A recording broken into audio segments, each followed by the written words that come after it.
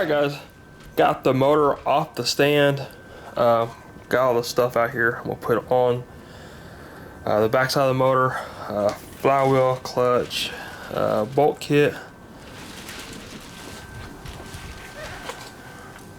and clutch kit here. Well, the bolts for it to hold the clutch on the flywheel. But I got everything off, or got the motor off the stand. I know I said I was going to reuse the stock fuel rails on this motor. Well, after kind of looking it over and kind of matching it up, it's not going to work. Alright, so here's the fuel rail. Stock 5-liter fuel rail. What I was planning to do is replace these two hoses on each side.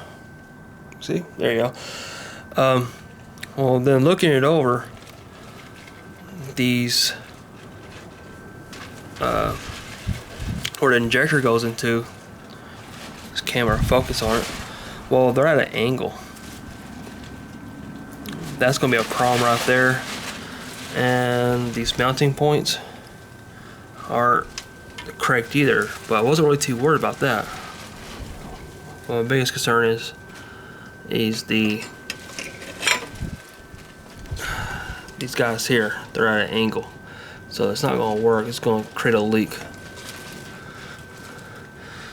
So I'm going to have to stick the fuel rails I have on here and see what I can do. Just get me by.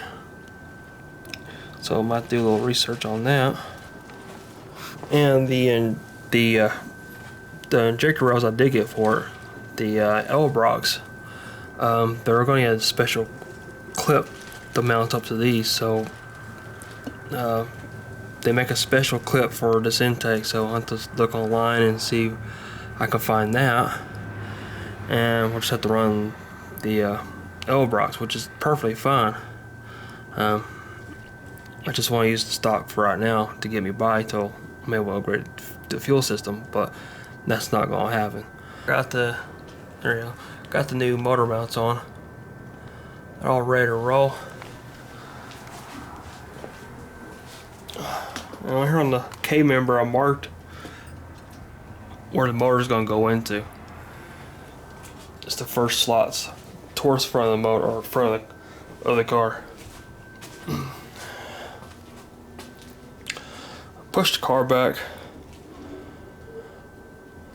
Give me as much room as I can right here. Swing this lift around, get the motor in. So it's literally all the way back to the wall.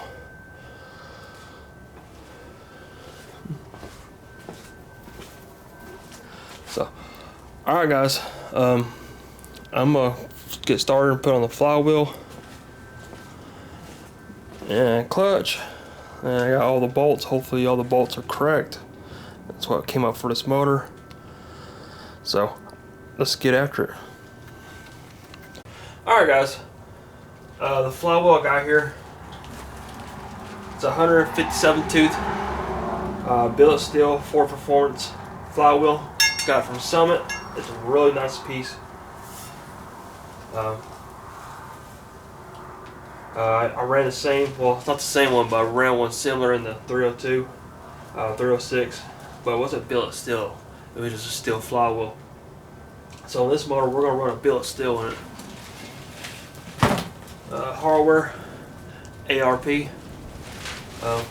Got some fastener grease here I'm going to put on them. Came with some instructions for the bolt kit. This say to use Loctite on it as well. So with the grease, torque specifications is 85 foot-pounds. So I'll line up our flywheel here with the crank.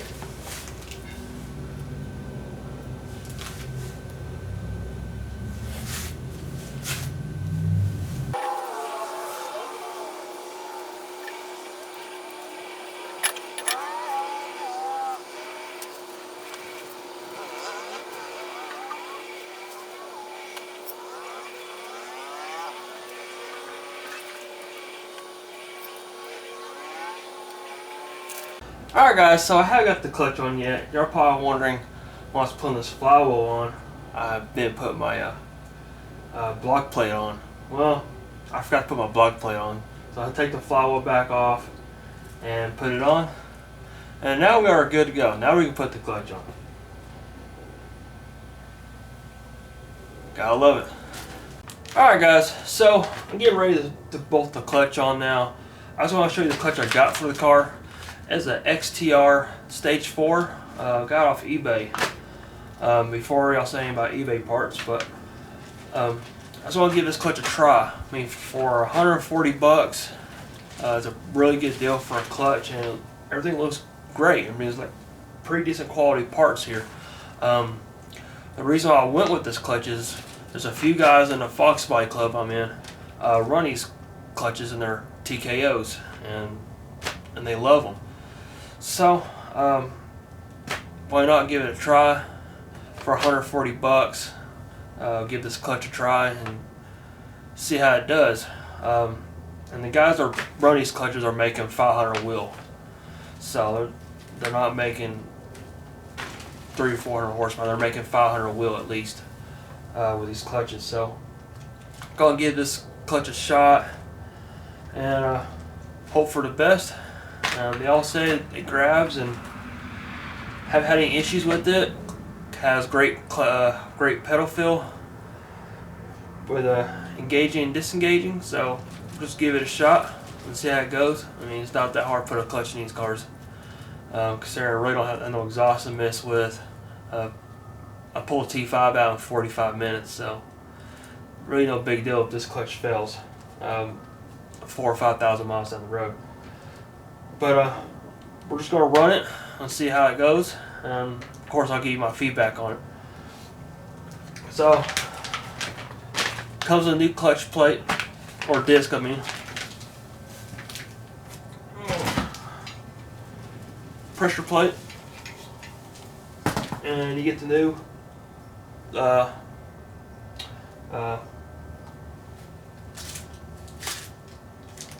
can't think of the name of it for, but you get a new throwout bearing, and of course it comes with instructions, but it's pretty simple to install. Got the hardware for it. I got the dowels put in, so just clean the surface of the flywheel, make sure it's nice and clean, and we're ready to throw it in. Alright guys, got the clutch on, got everything bolted down, torqued, clutch is centered. Now I got the bell housing out, Ford Performance bell housing for the TKO. Pretty cool, came with hardware I didn't know it did. This is for bolting the bell housing to the transmission. It's kind of good because I didn't have any bolts, because I was actually going to buy some. So it's good that it came with some. I did buy the ARP kit for bolting the bell housing to the block, so it kind of worked out perfectly. I don't have to buy bolts now.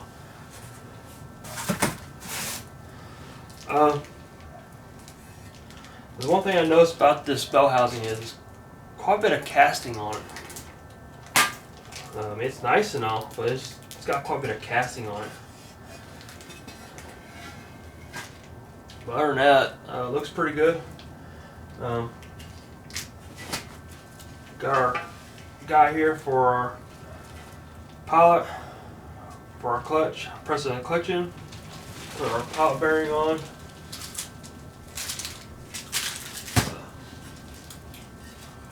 The fork here. So it's probably the wrong way. Yeah,